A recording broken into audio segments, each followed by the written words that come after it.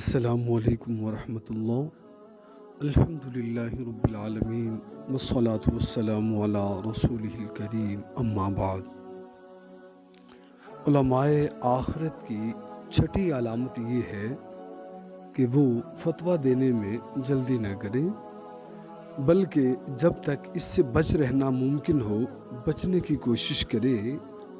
اگر کوئی شخص کسی عالم سے مسئلہ معلوم کرے، عالم کو چاہیے کہ اگر وہ قرآن کریم، قطعی حدیث، اجماع یا قیاس سے اس کا علم رکھتا ہے تو اظہار کر دے، اور اگر کوئی شخص ایسا مسئلہ دریافت کرے جس میں تردد یا شک ہو تو اپنی لا علمی کا اعتراف کر لے۔ اگر کسی مسئلہ میں اس کے غالب گمان کے مطابق کوئی حکم صحیح ہو تو اسے بتلانے میں بھی احتیاط کرے، بلکہ کسی دوسرے شخص کے حوالے کر دے، بشرطیہ کہ وہ صحیح علم رکھتا ہو، اس لیے کہ اجتہاد کا خطرہ لینا کوئی معمولی بات نہیں ہے۔ ایک حدیث میں ہے، علم تین طرح کے ہیں۔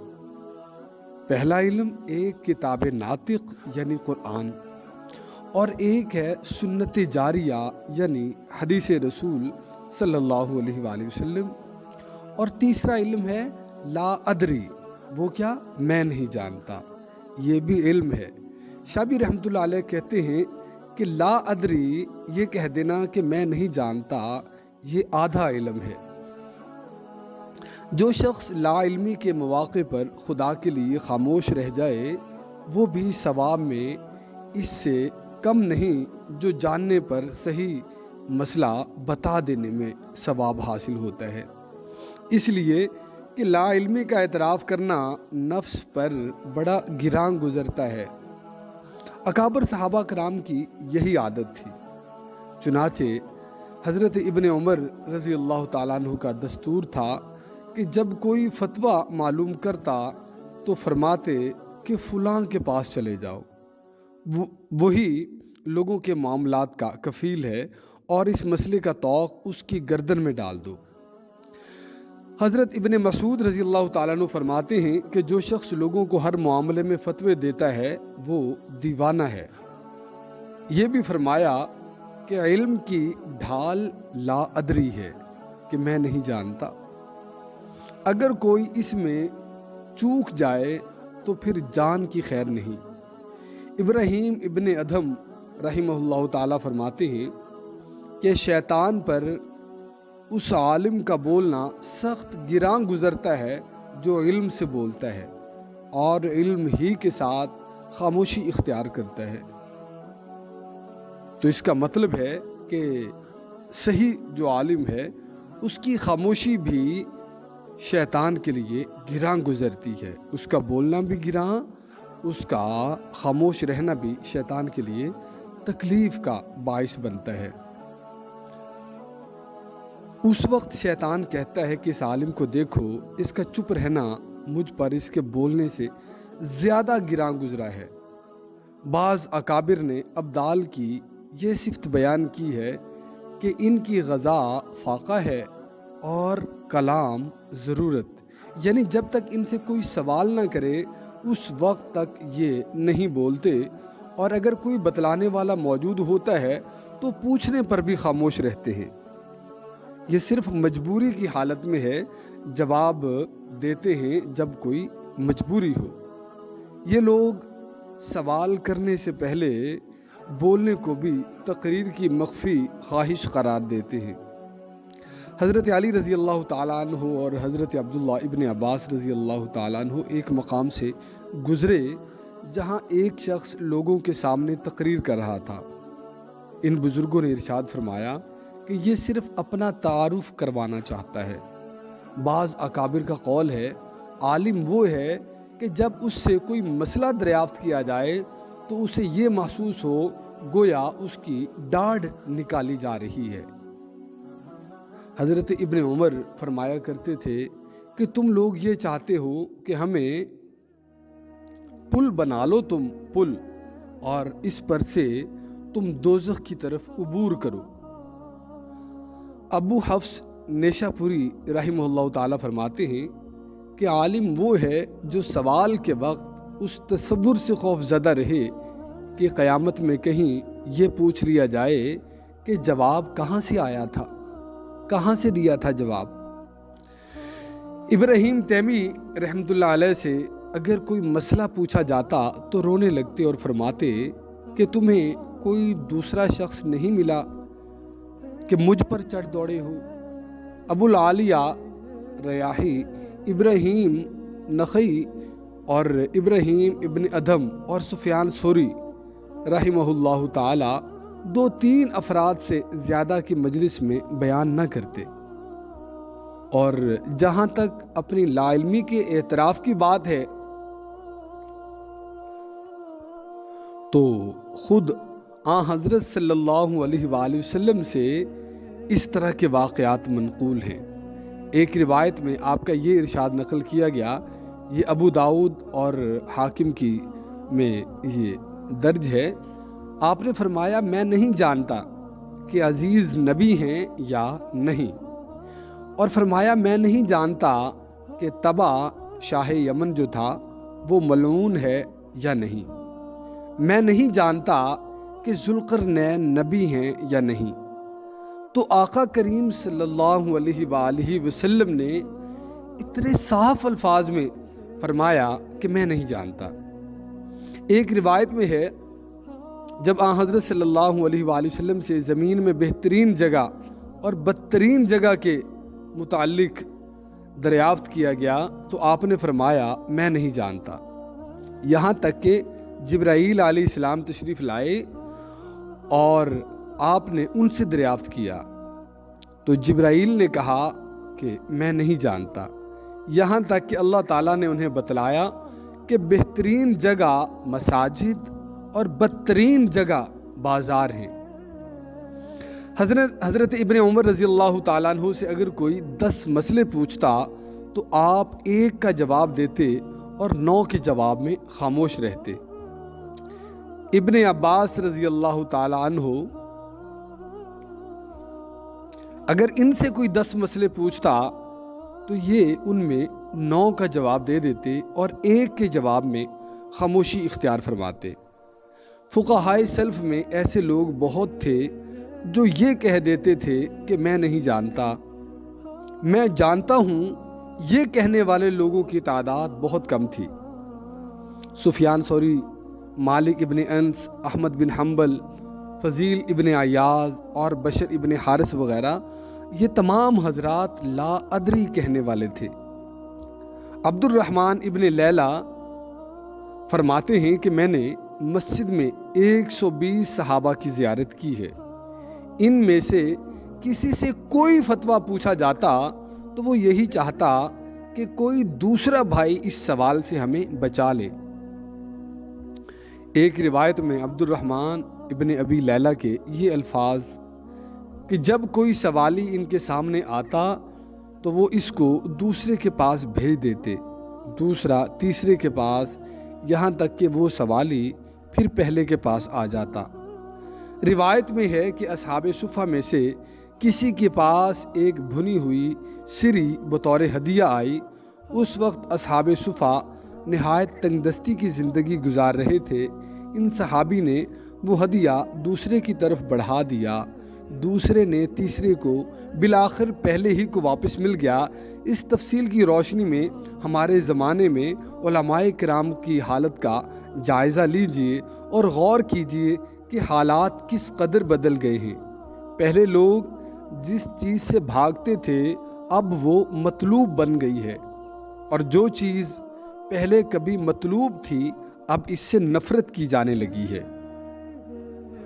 اور فتویٰ دینے کی جو ذمہ داری ہے اس سے بچنے کو مستحسن سمجھا گیا ہے، جیسا کہ روایات میں ہے کہ لوگوں کو فتویٰ نہ دیں مگر 3 آدمی، امیر، مامور یا مکلف۔ بعض اکابر فرماتے ہیں کہ صحابہ اکرام 4 چیزوں کو ایک دوسرے پر ڈالا کرتے تھے: امامت، وصیت اور امانت، اور چوتھی چیز فتویٰ۔ بعض حضرات یہ فرماتے ہیں کہ جس کو کم علم ہوتا ہے وہ فتویٰ دینے کے لیے جلدی تیار ہو جاتا ہے، اور جو زیادہ پرہیزگار ہوتا وہ کسی دوسرے پر ٹالنے کی کوشش کرتا۔ صحابہ کرام اور تابعین زیادہ 5 امور میں مشغول رہتے تھے: قرآن عظیم الشان کی تلاوت کرنا، اسے سمجھنا اور مساجد کو آباد کرنا، اللہ رب العزت کا ذکر کرنا، اچھائی کا حکم دینا اور برائی سے منع کرنا۔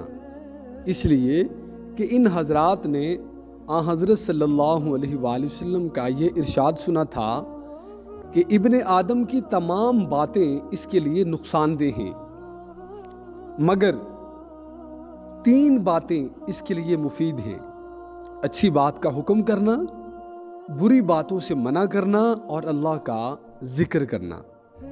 قرآن پاک میں ہے، پارہ نمبر 5 رکوع نمبر 14 آیت نمبر 114، لا خیر فی کثیر من نجواہم الا من امر بصدقۃ او معروف او اصلاح بین الناس، نہیں ہے کوئی خیر ان کی بہت سی سرگوشیوں میں مگر جو شخص صدقہ کے لیے کہے یا نیک کام کا حکم دے یا لوگوں کے درمیان صلح کرائے۔ کسی عالم نے ایک ایسے شخص کو خواب میں دیکھا جو اجتہاد کیا کرتا تھا اور فتوے دیا کرتا تھا۔ عالم نے ان سے پوچھا، تمہیں اپنے اجتہاد اور فتووں سے کوئی فائدہ پہنچا؟ انہوں نے ناک چڑھائی اور منہ پھیر کر کہا، یہ چیزیں کچھ کام نہ آئیں۔ ابن حفص فرماتے ہیں کہ آج کل کے علماء ایسے سوالات کا جواب دیتے ہیں کہ اگر حضرت عمر رضی اللہ تعالیٰ عنہ سے وہ سوالات کیے جاتے تو تمام اہل بدر کو جمع کر لیتے اور تعجب فرماتے کہ یہ کیسے سوالات ہیں۔ خلاصہ یہ ہے کہ خاموش رہنا ہمیشہ اہل علم کا قاعدہ رہا ہے۔ یہ لوگ بغیر ضرورت کے کبھی کچھ نہ فرماتے۔ حدیث پاک میں ہے، ابن ماجہ کی حدیث ہے، جب تم کسی شخص کو دیکھو کہ اسے خاموشی اور زہد میسر ہے تو اس سے قریب ہو جاؤ، اس لیے کہ اسے حکمت کی تعلیم دی جاتی ہے۔ اور بعض اکابر فرماتے ہیں کہ عالم 2 ہیں، ایک عوام کا عالم، یہ شخص مفتی کہلاتا ہے، اور مفتی بادشاہوں کے مصاحب ہوتے ہیں، ظاہری سی بات ہے اپنی من چاہے انہوں نے فتاوی لینے ہوتے ہیں۔ اور ایک خاص کا عالم ہے، یہ شخص توحید اور قلب کے دل کے اعمال کا علم رکھتا ہے۔ ایسے لوگ متفرق اور تنہا رہنا پسند کرتے ہیں۔ بزرگان سلف میں یہ بات مشہور تھی کہ امام احمد بن حنبل دجلہ کی طرح ہیں۔ دجلہ یہ عرب کی 2 مشہور نہریں ہیں، دجلہ اور فرات۔ امام احمد بن حنبل دجلہ کی طرح ہیں، ہر شخص اس میں سے اپنی وسعت کے بقدر پانی لے لیتا ہے، اور بشر ابن حارث اس میٹھے کنویں کی طرح ہیں جو ڈھکا ہوا ہو، اور ایسے کنویں سے ایک وقت میں صرف ایک شخص ہی مستفید ہو سکتا ہے۔ پہلے زمانے میں بھی کہا جاتا تھا کہ فلاں شخص عالم ہے، فلاں متکلم ہے، فلاں شخص کو کلام میں زیادہ دستگاہ ہے، فلاں شخص علم کے اندر مہارت رکھتا ہے۔ ابو سلیمان رحمۃ اللہ علیہ فرماتے ہیں کہ جو معرفت ہے یہ بولنے کی نسبت خاموشی میں زیادہ قریب ہے۔ معرفت کلام کی بنسبت سکوت سے زیادہ قریب تر ہے۔ بعض بزرگوں نے فرمایا کہ جب علم زیادہ ہوتا ہے تو بولنے میں کمی واقع ہو جاتی ہے، اس بندے کا کلام سمٹ جاتا ہے، تھوڑا ہو جاتا ہے جس کے پاس علم زیادہ ہوتا ہے۔ حضرت سلیمان فارسی رضی اللہ تعالیٰ عنہ نے حضرت ابو درداء رضی اللہ تعالیٰ عنہ کو ایک خط لکھا۔ ان دونوں صحابیوں میں حضرت صلی اللہ علیہ وآلہ وسلم نے رشتہ اخوت قائم کر دیا تھا۔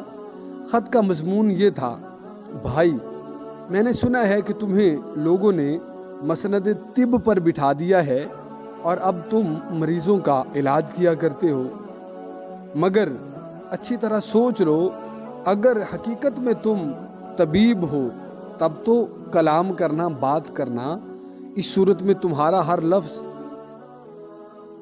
مریضوں کے لیے شفا کا پیغام ہوگا، اور اگر تم بتکلف طبیب بنے ہو تو خدا سے ڈرو، مسلمانوں کی زندگیوں سے مت کھیلو۔ اس خط کے بعد حضرت ابو درداء رضی اللہ تعالیٰ عنہ سے جب کوئی دوا کے لیے کہتا تو آپ تھوڑی دیر توقف فرماتے، پھر دوا تجویز فرماتے۔ حضرت انس سے جب کوئی سوال کرتا تو آپ فرماتے، ہمارے آقا حسن رضی اللہ تعالیٰ عنہ سے دریافت کرو۔ حضرت ابن عباس رضی اللہ تعالیٰ عنہ سائل کو حضرت جابر ابن یزید رضی اللہ تعالیٰ عنہ کے پاس بھیج دیتے، اور حضرت ابن عمر کہہ دیا کرتے کہ سعید سے پوچھو۔ روایت ہے کہ ایک صحابی نے حضرت حسن بصری رحمۃ اللہ علیہ کے سامنے 20 حدیثیں بیان کی۔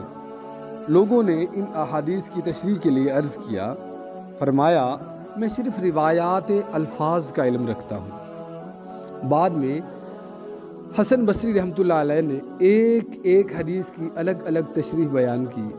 لوگوں کو آپ کے حسن بیان اور قوت حفظ پر بڑی حیرت ہوئی۔ ان صحابی نے مٹھی بھر کنکر لوگوں کی طرف اچھال کر فرمایا کہ تم مجھ سے علمی باتیں معلوم کرتے ہو، حالانکہ اتنا بڑا عالم تمہارے یہاں موجود ہے، اور ان باتوں کا یہ مطلب ہرگز بھی نہیں کہ علماء عوام کو مسائل نہ بتائیں یا اس میں بخیلی اور کنجوسی سے کام لیں۔ مقصد صرف یہ تھا کہ جس بندے کو ایک بات کا، ایک مسئلے کا صحیح طور پر علم نہیں ہے تو وہ نہ بتائے، وہ اس میں بات نہ کرے، اپنی لا علمی کا اظہار کر دے۔ اگر کسی کو پتہ ہے تو اس سے تو چاہیے کہ عوام کی وہ رہنمائی کرے، اور اس کے ساتھ یہ ہے کہ ریاکاری مقصود نہ ہو، اپنا بڑا پن مطلوب نہ ہو، اور یہ مقصود نہ ہو کہ لوگ جانیں کہ میں بہت بڑا عالم ہوں۔ کچھ لوگ ایسے بھی ہوتے ہیں جنہیں مسئلے کا صحیح طور پر علم نہیں ہوتا، لیکن وہ اپنی حد تک سمجھتے ہیں، اپنی اس میں بے عزتی سمجھتے ہیں کہ اگر ہم مسئلہ نہ بتائیں تو ہماری بے عزتی ہے، حالانکہ وہاں پر انہیں صاف کہہ دینا چاہیے کہ میں نہیں جانتا۔ اللہ رب العزت ہمیں علماء اسلام، علماء حقہ، علماء آخرت کا دل و جان سے احترام اور ان سے مستفید ہونے کی توفیق عطا فرمائے، آمین یا رب العالمین۔ السلام علیکم ورحمۃ اللہ۔